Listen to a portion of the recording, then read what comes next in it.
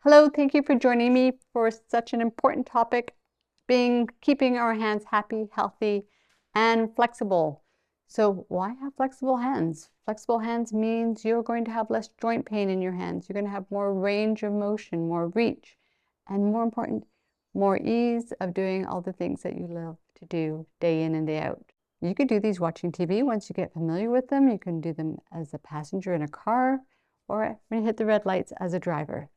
My name is Margaret Martin. I'm a registered physical therapist, certified strength and conditioning specialist. And for 38 years, I have been helping individuals like yourself become stronger, getting more flexible, so that you can age well. So let's get started.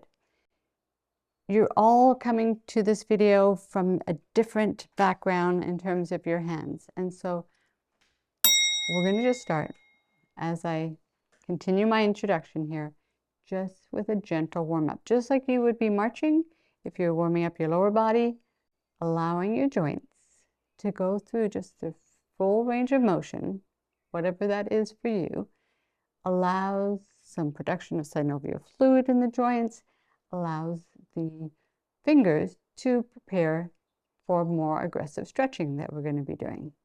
If the movement onto itself is not giving you relief, you might need to have a longer warm-up and literally a more physical warm-up. Wrapping your hands in a heating pad. If you have access to a paraffin wax bath, wonderful. Soaking your hands and then wrapping them after wax for 15 minutes. Or just, even some nice hot water, those kind of things.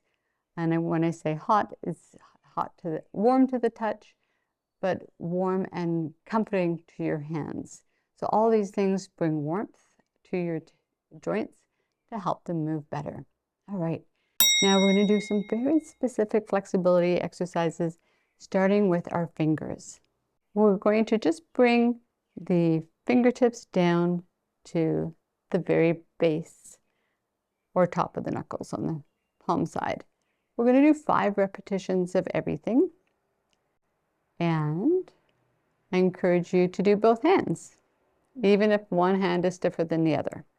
Great. Now, from here, we're going to go down to the base and then come back and up. We're just adding one more step. It's like our fingers are just going down the steps. Good. Down, further down, back and up. One more time, further down, back and up. Excellent. Our hands do a really interesting thing too. We're coming back to this position and we have little muscles called lumbricals, and they create these little bird faces on our hands. So we're just going to go into that motion. Good. So it's like flat hands or flat fingers. Fingers go horizontal. Nice. Excellent. Next, when it comes to our hands, the stretching of the web space, so very important. People that work with their hands, knitters, people that are on cell phones all the time, people that type all the time, laborers, hands get tight and they love to be stretched. Okay, so just this mindfully thinking of stretching your hands is great, but now we're going to use one hand to assist that stretch on the other. I'm going to put my hand into the web space between the 5th and the 4th. Give it a nice stretch. And we're going to just explore each one. Some of them you're going to feel much tighter than others. And those are the ones you might want to come back to. You might want to, in one of your TV moments or driving moments, you might want to go, oh, I want to stretch that web space and be able to hold this for a good 30 seconds. All of these stretches should just feel like a stretch. There should not be any pain whatsoever. In order to stretch the web space between index and thumb, we're going to have each hand help the other. And I'm going to release, and we're going to do 5 of these because this web space is the one that gets used the most. You'll notice on my hand, I'm very right dominant when I work, and so my web space on the right gets tighter. I remember the first time I did this, and we all had to write our name before and after the exercise, and we all wrote, and we were writing like we were 20 years younger. It was very interesting. Now, that's the fingers. Nice little stretch for them. We're now going to move to the wrists. Our wrists do 4 main movements, and one of them is flexion, and the other is extension. So we're just going to start with this gentle flexion and extension and flexion and extension. Excellent. Good. And you can decide, I want to put one on top and the other on top. Good. And nice. Now, we're going to take this flexion and extension and incorporate it into another exercise that's quite nice and involves a little bit of more shoulder, elbow motion. Hands together, we call this prayer hands, because what we're going to do is, as we widen the elbows away from the body, my shoulders are relaxed, I'm creating that more bend, as you notice, at the wrist. Great. Now I'm going to do the opposite. I'm going to do a swan dive down. Good. And then back up. And then a swan dive down. And back up. Now, there are certain individuals that should not be doing this exercise. And so, if you have very swollen joints, if you've had specific serious trauma to a joint, or if you're very hypermobile, you would best be serviced not by watching this video, but by going to see a hand therapist, someone who is trained and is a professional who can really, really help you with your specific joint issue. Now, having said that, we're going to continue into the next motion. This next motion is what's called radial deviation and ulnar deviation, this side-to-side motion of the hands. Now, we could kind of consider it like a very royal wave, but it's actually easier done on a tabletop. So, if you rest your arms down, you're going to invite the thumbs to one side and then thumbs to the other side, reaching. Good. So reach to one side and the other. Good. And you're going to go as far as you can and back. Nice. Reach and back and reach and back. Lovely. Now, I did say there's 4 movements.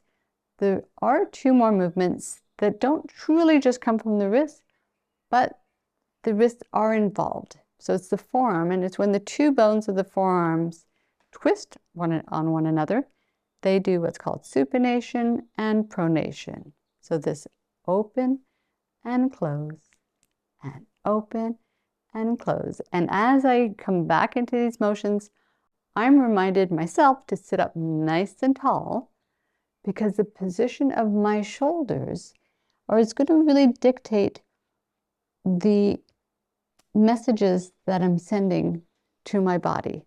The nerves that come down to our hands and wrists and fingers, they all come out of the neck. They come through what's called the forearm, or the brachial plexus of the axilla, down to the forearm, down to your fingers. So if you're compressing the nerves, they're not going to function as well, and sometimes that can give you pain unto itself. So thinking really tall as we do all of these exercises. Excellent. Now, as we did these motions very purely, wrists onto themselves, fingers onto themselves, great. Now we're going to combine flexing the fingers with flexing the wrists. So, flexing the fingers and flexing the wrists. Extending the fingers and extending the wrist. So let's do that together. And open. And some of you might be really surprised and go, oh my goodness, I never realized I was so tight in particular motions. And some of you might be pleasantly surprised. So we're all coming with different baggage, different traumas in our hands. And open. Excellent. Very nice. Now what I'd like to do is incorporate the fingers, the wrists, all the way up to the elbows, because the muscles that allow us to flex our wrists and extend our wrists actually attach up in the forearms and just above the elbow. So we have to incorporate the elbow if we're going to get a full stretch. So let's sit tall, and we're going to flex the wrist and make a gentle fist. And then let's just start with this, and then we straighten the elbow. You go, okay, not too bad. Now we'll do 2 of these. Nobody should feel much of a stretch with these. So now we're going to add the flexion or the bend at the wrist. And as we do that, we're going to then allow the elbow to straighten. Good. And we'll do 5 of these. 2. Now, I'm not doing this with 2 hands because I really want you to pay attention that you can use the opposite hand just to make sure that you're keeping this gentle fist, you're keeping the flexion at the wrist as you extend or straighten your elbow. So we'll do 2 more. Good. And then switch to the other side. So a gentle fist, bending the wrist, and then extending. Well, we'll be fair, and we'll do 2. And you'll notice, that's not bad. But now we're going to add that full stretch. We're going to flex the wrist as well, and then extend. Good. We're going to do 5 of these. And you get to use the opposite hand. It won't feel a lot of tension until somewhere through the mid-range. If your limitation is here and you're going, whoa, that's such a big stretch, that's perfect. You don't have to go any further. But if it takes a little longer to get that stretch, and again, the stretch has to feel delicious. It should not be painful. So you get to do this for the next few months. You don't have to be flexible all in one day. Going to the exact opposite, we're going to straighten our fingers. We're going to extend our wrist. And then we're going to invite an extension or straightening of the elbow because these muscles come all the way to the front. Now again, we're going to do 1 at a time because I want you to invite the opposite hand to gently hold open the fingers and the thumb of the hand you're stretching. So breath and extend. Now, get into the habit of just relaxing those shoulders. They're not involved in this stretch. Good. Nice. And we'll do 1 more. Lovely. And we do the exact same thing on the opposite side. So palm to the sky. Gentle pressure. And it's really just the weight of the opposite hand. I'm not pushing down. Just the weight of the opposite hand is enough to hold that stretch. And then as you straighten your elbow, there we go. Remember to sit nice and tall. Keep those nerves happening that are happy as they come out of your neck, down through the shoulders, upper arms, forearms, and they're getting a stretch too. So if you're getting funny sensations, like, oh, it's like a little zinging sensation or like almost a numbness, it's because we're not just stretching muscles and joints, but we're also stretching our nerves. So that's part of why I'm moving through the stretches at a kind of a quick pace that you would see, because nerves don't like to be held in their stretch.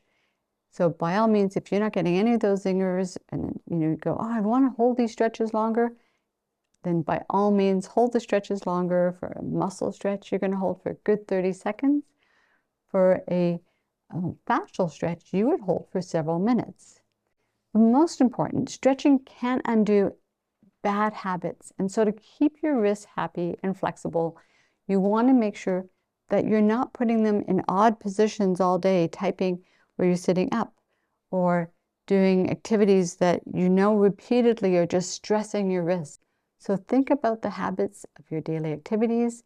If you want to look at safe setup of your workstation at home, I have a great video on your home workstation.